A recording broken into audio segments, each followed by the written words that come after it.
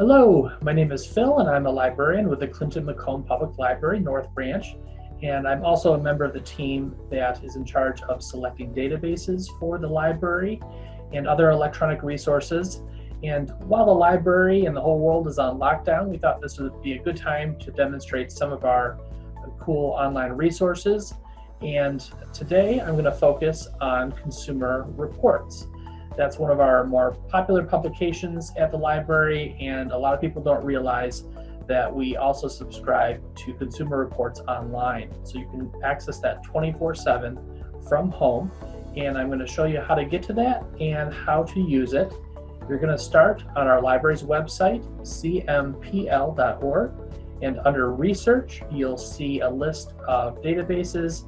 It's listed alphabetically, so you'll find Consumer Reports there. And when you select it, you'll be prompted to authenticate with your library card number, the barcode number that's on the back, as well as your PIN number, which is typically the last 4 digits of your phone number. You might be prompted to enter in that library card number twice. Consumer Reports has been doing that lately. It might not always be like that, but I just want to make you aware. And then once you've done that, you'll be in the product, and it should look like this. It starts off by giving you current news and current product news, but I'm going to show you first the product reviews in the upper left corner. This kind of gives you a good overview of the kind of things that they review, and all kinds of things: appliances, cars, health products, stuff for babies and kids, electronics, home and garden, just a lot of things. And but that's a good place to start if you don't know exactly what you want to look for. But in this case, I do know.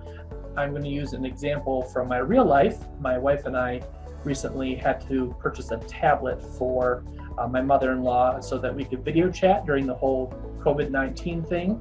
And so that's a great example of something you might look up on Consumer Reports. So I'm going to type in tablets, and it has anticipated what I am typing, so I'm going to select that.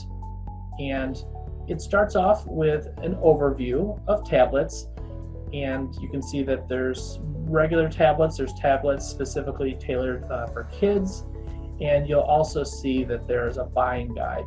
I love the buying guides. That is something I typically read before I start getting into specific models and brands. And the buying guide is a nice overview of the product and what things you might want to consider when buying a product. In this case, like, is it portable? What's your budget? Do you have kids? And so it kind of tells you what questions you might want to ask yourself before buying a tablet. And so then I will go back up, and I like to look at next the recommended tablets. And I like this because it kind of gives you an idea for what brands consistently perform well. So you can kind of see that Apple and Samsung come up a lot. They have high scores.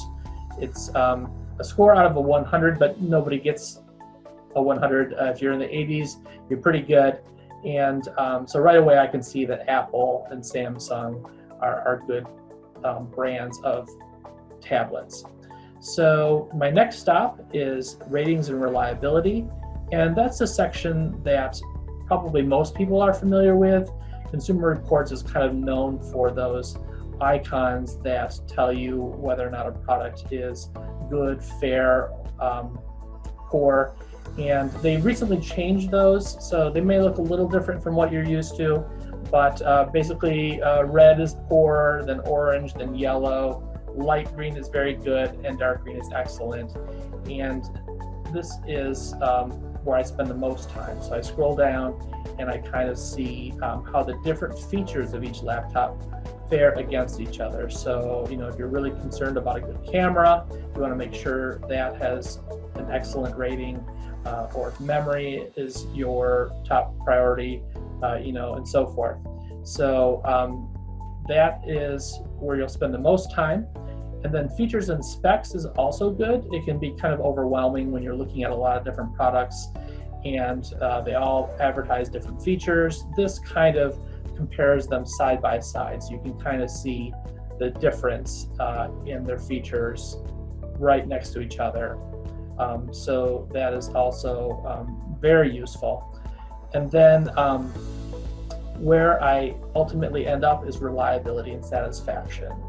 And basically that tells you which brands tend to last longer, which ones tend to break down the least. And so that's definitely useful. And owner satisfaction is also good.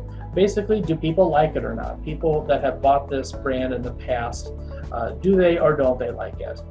And that's pretty much it. It's fairly intuitive, and I definitely recommend it. Tell your friends, tell your families about this. And I hope to post more of these kinds of videos on our website. But in the meantime, please stay safe.